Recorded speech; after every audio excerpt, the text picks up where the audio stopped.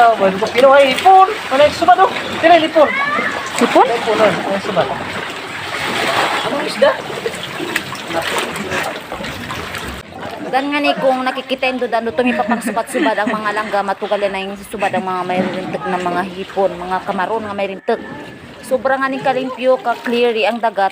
Ang mga isda nga kalalangoy-langoy digi ako kakitang kung pansin na ito digi sa video Durong dyan. nga gasa-gasa. Oh, ang mga isda, so sobrang ka linaw, clear ng dagat. Sila ngayon daw mga isda o nakikita. Ano kaya yan? Nakikita na ng mga isda nga galangoy-langoy da may rintek na dan. Anduro irintek dan. Bunol. Itendo dan ang istang dan nga galangoy-langoy. Para lang tayo Oh. sa ano. Sobrang linaw at tapos Di kita lasa. ang limpyo. Durong bunol. Malimpyo, malinis.